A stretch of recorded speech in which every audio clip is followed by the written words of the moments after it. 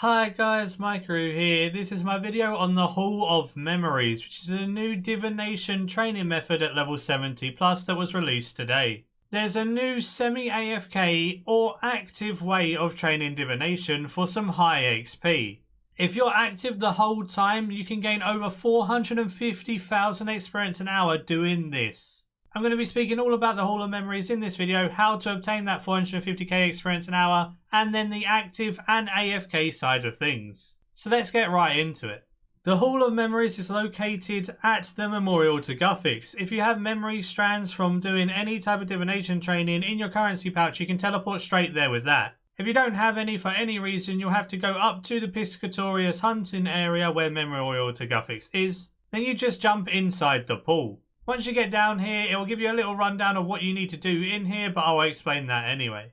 To start it, you want to speak to the automaton that's right at the door. He should automatically speak to you and he gives you a little Cresbot. This Cresbot can be filled up with the respective energy and it starts with Lustrous, which is the tier 70. For comp and for an achievement, you need to do every single tier and fill a Cresbot fully of every tier. I'll go more into that in a second.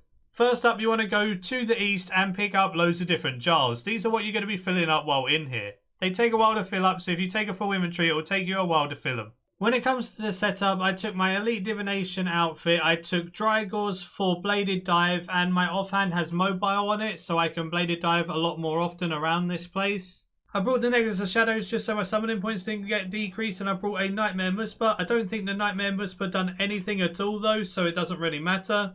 And I also brought my Ring of Whispers because it gives +3 to all gathering skills. I also brought urns. You can bring an urn enhancer for an additional 5% experience as well. I forgot my urn enhancer at the start, but I went back to the bank and grabbed it when I was testing out the XP rates. So I had 25% more experience from urns and the urn enhancer.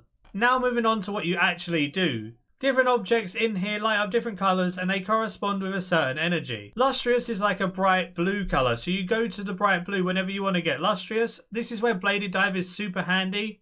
If Lustrous moves over to the other side, you can just Bladed Dive directly over there and start harvesting again.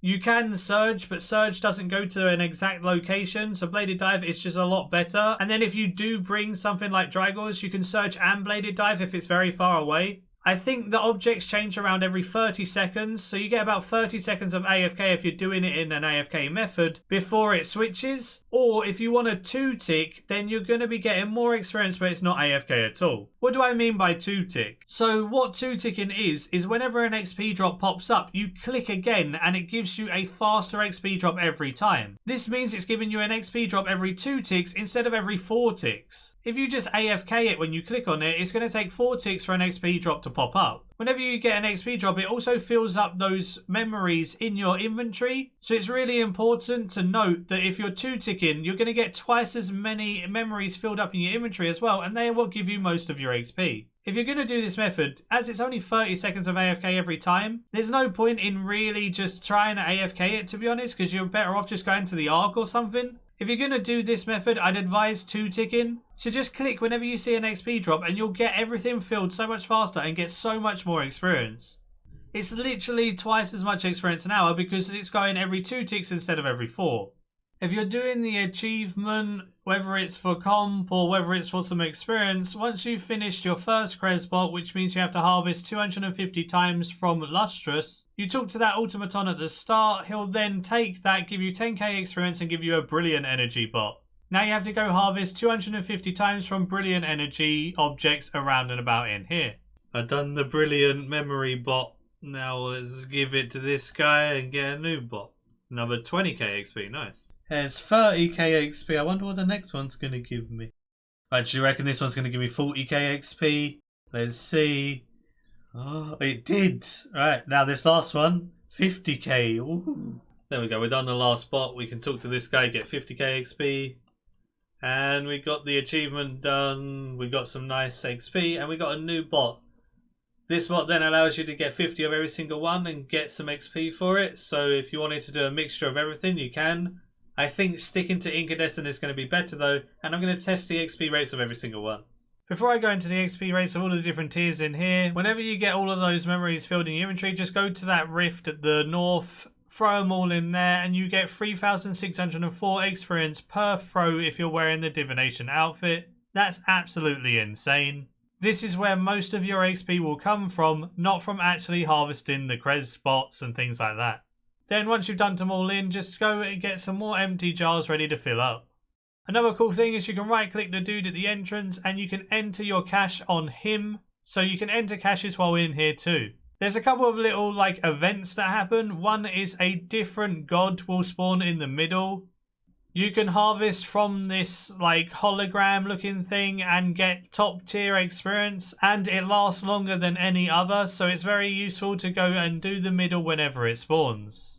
The other event that happened while I was in there and that I found was a knowledge fragment event. There'd be loads of circle balls floating around called knowledge fragments. Every one I caught gave me over 500 experience, and you catch them pretty fast. They give you a lot of experience in a short period of time. It seemed really neat and it definitely increased the experience an hour, so if any of these events spawn, always do them. So now let's get on to those XP rates. What I did is I done an XP breakdown and I made a table for you guys to make it nice and simple to see. All the XP rates include earns with the earn enhancer and the divination outfit, so this means that I'm using the boosts that are going to give me the most experience per hour while here. As you can see, I've put a colour to the energy type to represent which energy it is with the level next to it. The XP an hour while 2-ticking it is listed, and that's clicking it every single time an XP drop shows up. If you're semi-AFK in it for like 30 seconds at a time, which I would not advise, you would be 4-ticking it, so it's nearly half the experience. As you can see, Incandescent is 440 to 465k experience an hour if you 2-tick, but only 220 to 235k if you semi-AFK 4-tick it.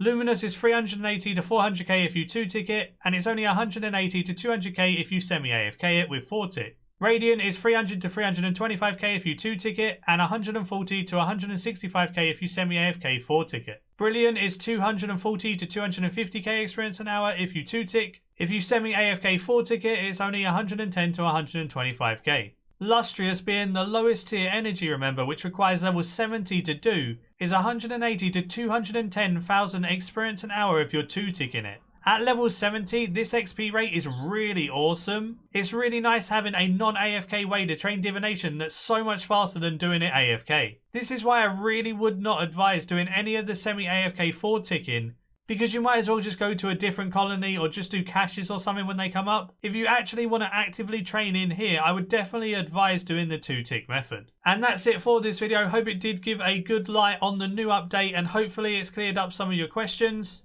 Do let me know in the comments down below if you have any further questions, and until next time, see ya.